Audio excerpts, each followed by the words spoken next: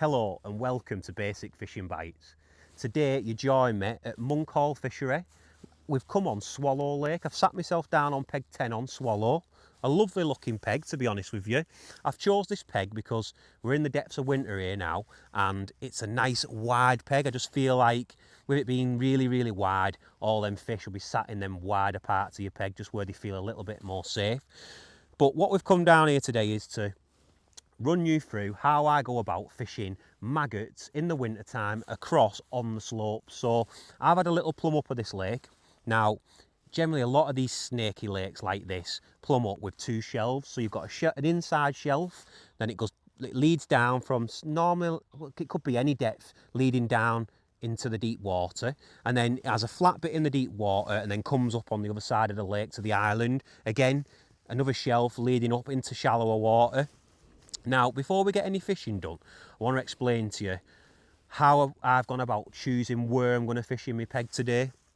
So obviously, with it being a big open water peg, I've decided to go to my right because that's where all the space is and the widest part of my peg. Just feel like all them fish are going to sit there. So I've plumbed up long to my right. That's something else as well in the winter time when you're fishing on these slopes.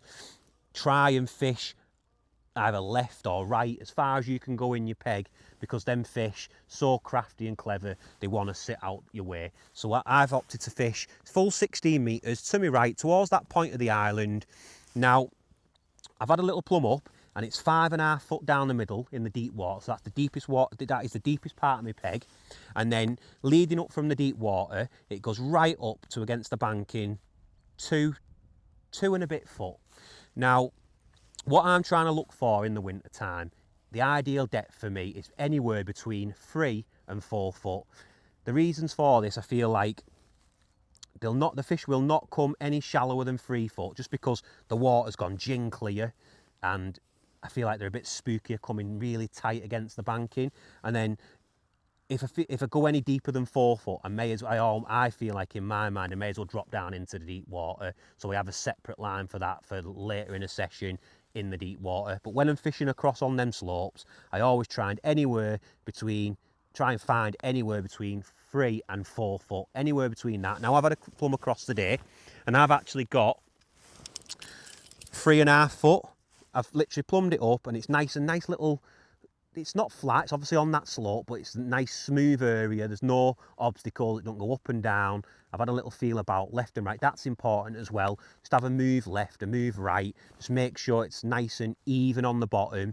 And then I've moved backwards and forward and seen that it's on that little slope. Now I'm literally, my rig's set at 3.5 foot basically. We're going to go in and see if we can catch you a fish, and then what I'll do is I'll run you through the rig why I'm fishing. I'm going to put double maggot on. When I'm fishing on the bottom, I do like to always put 2 maggots on the hook. Try and find the bigger maggots. What you always find is as well with your maggots, your big maggots always settle underneath the little ones. So I always move the maggots to one side in my tub and try and pick them bigger maggots out. Never fish with a single maggot. I just feel like I'm more confident with a double maggot on the hook. Just think it's a standout bait for them fish to come in, home in on and pick that out, because when you're feeding your maggots, they're obviously all going in single. And then what I like to do is, obviously we're in the depths of winter now, we've had ice the last 2 weeks, it's suddenly just melted off the lake, it's absolutely freezing. So you sort of go in, I always start my sessions down a negative approach. So what I've got is I've got a little matrix pot on there, as you can see, and I'm just going to put 12 maggots in the pot. I feel like that's a good starting point, and make sure, so I've got 3, 4, 5, 6, make sure you count them in, 7, 8, 9, 10, 11, 12 maggots. I like to be really accurate with knowing what I'm feeding in my peg, because it could change during the session. Sometimes 8 maggots can be brilliant, but that is a good starting point for me. I feel like 12 maggots is the perfect, especially in the depth of the winter, just starting point for putting some bait into your peg. So I've put 12 maggots in my pot. I always dunk my pot on the water before I go out. Just keeps them maggots in your pot, stops them rattling about in your peg everywhere. You don't want maggots falling out all over your peg, because you're just spreading your fish and then giving you less chances of getting any bites in that spot where you are actually fishing. So now I've put my pole together, I'm going to ship out, and because I've dunked my pot on the water, there's no maggots rattling out my pot. Just take your time shipping out. keep them maggots in your pot. Get to the point of where you're fishing. Make sure you're right on your marker. Now what I like to do is turn my pot over from a height and tap my bait in from a height, and as you can see, them maggots are coming out and making a nice plop on the water. The reason why I do that is I'm just making a bit of noise trying to draw. Say there's some fish sat in that little bay over there in that bowl area, just trying to draw some fish in, making some noise, get them right into my area where I'm fishing. Oh my God, straight away, I caught that on the drop. As soon as I fed some bait, now I'm taking my time, guide the fish out my peg. I always fish a light elastic during the winter time. So today I've got the 8 to 10 green slick on. In a long kit, just loads of elastic, loads of stretch. I know there's all sorts in this lake. There's lots of hide as well. So that's the reason why I fish that lighter elastic. Just so if you get an hide on, you don't want to be bumping them.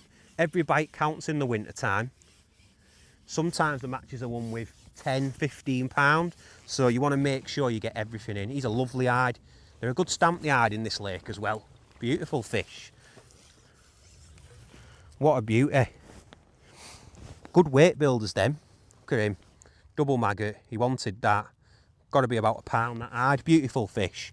We'll slip him back and then we'll go back in again. But that's a great start to the session. Again, what I like to do is as well, I know I've got 2 maggots still on there, but one of them's bust. Take them off. Make sure you put 2 fresh maggots on every time.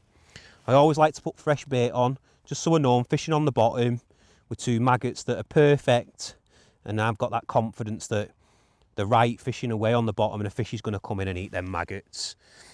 Now, my rig, I'm fishing a little light rig with stots strung out through the rig. Just make sure them stots do tend to move a little bit, just when fish is crashing around in your net and things like that. Just make sure your stots are in the correct position every time.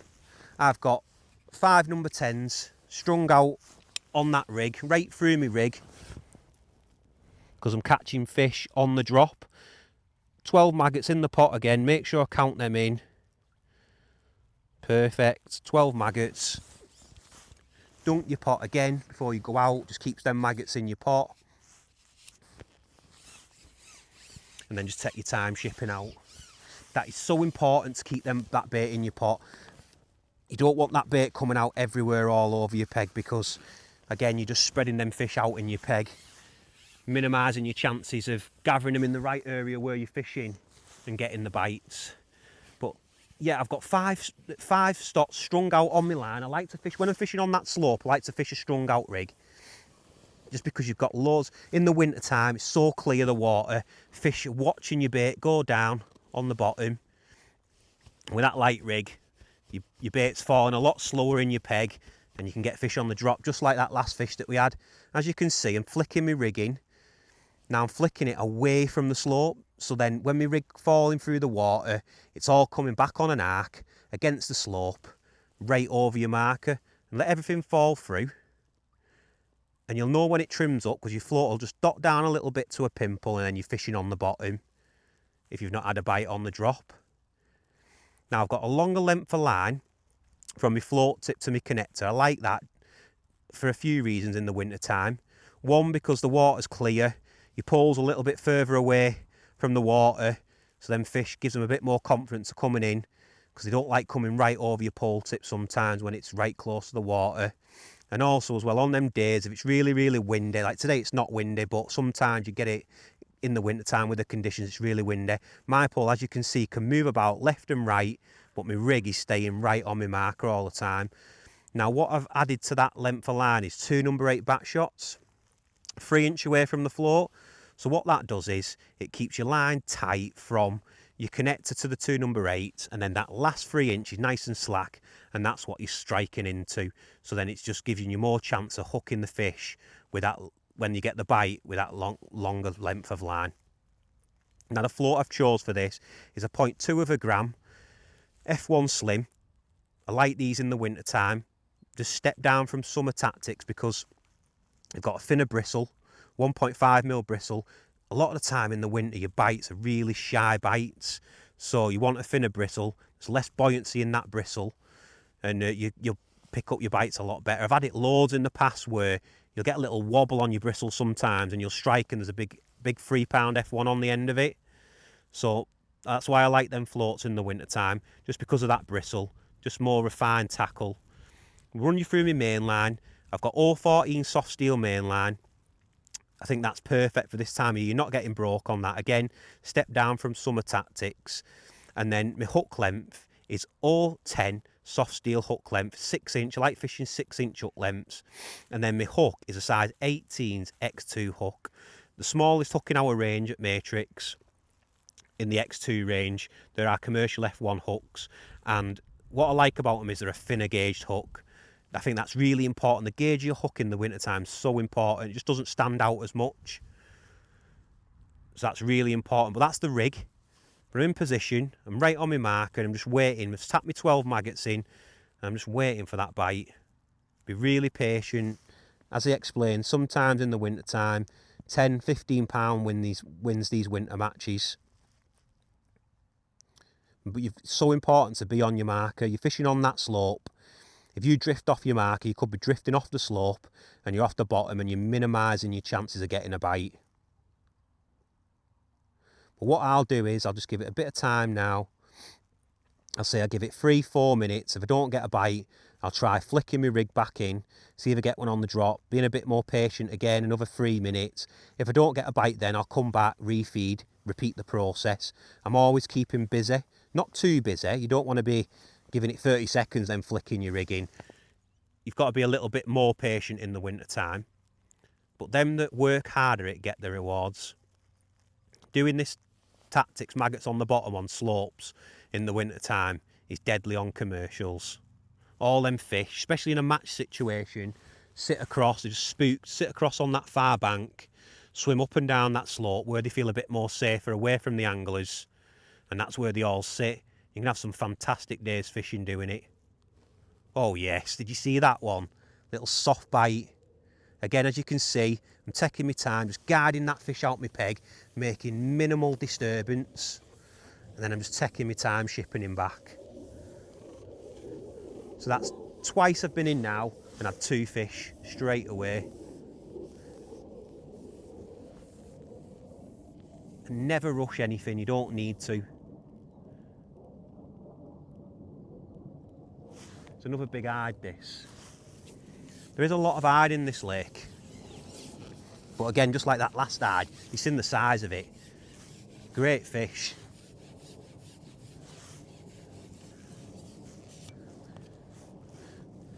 This elastic's lovely. Works perfectly for this. Comes out loads still with his hide. Look at him, another beautiful hide. All big weight builders.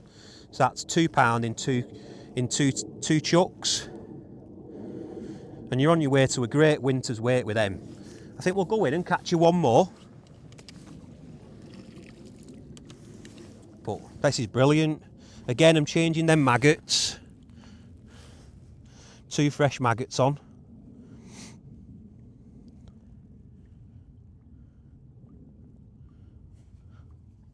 Hook them both pointy end as well, that's important. So get both maggots hooked pointy end, which is the thin end of the maggot, just like that. Loads of hook point showing. Gives you a great chance of when that fish sucks it in, of the fish not rejecting it and it hooking the fish. Again, 12 maggots in the pot. And just get into a bit of a rhythm with it. Now, something else I think that you should watch out for as well is when you're fishing, doing this maggot fishing is, so I'm feeding 12 maggots now every time I go in. If you go in and start missing quite a few bites or foul looking fish, that's a telltale sign that you sort of need to cut your feed back a little bit, put less maggots in. And sometimes in depths of winter, fish back away from too much feed. So if you stop getting any bites completely, that's another telltale sign that you need to cut your feed back and put less maggots in your pot. So definitely keep an eye out for that. That's how you try and read your peg and work out how much bait you need to put into your peg. Now I'm fishing at full 16 here today. And I'll be honest, I'm finding it really, really easy. And the reason I think's aiding this and helping me is this flat butt that I've got I'm fishing with. In the winter time, you're fishing long out your peg all the time because them fish are just backing off constantly all the time from you. So anything like this that aids helping you to be comfy on a fishing session and makes you more patient is brilliant. And this flat butt is just been fantastic for me. Again, I've tapped them maggots in from a height, flipped my rig in, I never had a bite on the drop. My rig's on the bottom now and I'm just being patient fishing. Just wait for that little dinky bite on the float again. And I'm just repeating that process. Make sure that rig's on the marker all the time. It's getting a bit windy now. As you can see, my pole's blowing about a little bit, but my float is staying right on my marker all the time.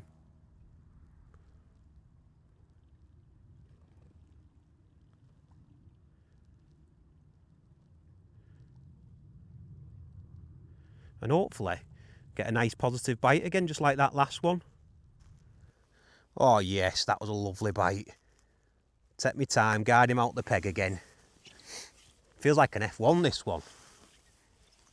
You can tell the difference between them hard and them F1s. Fight a lot harder them F1s than them hard. Oh, he's give up the fight now, I think, a little bit. He's coming in. But I hope you enjoyed this little video. Just a little in-depth look on how you go about fishing across on the slopes with maggots at this time of year. It is a lovely F1 actually to finish on. Wow, what a fish. He's a beauty. Nice golden F1 in the top lip perfectly. Beautiful, look at that. So I hope you enjoyed that video and put it into practice on the bank when you're out on the bank next time. So, I hope you're enjoying all the videos because here at Catch More Media, we get so much satisfaction out of knowing that you guys are coming over and enjoying all our content, because that's why we do it, to give you the best content we can give you.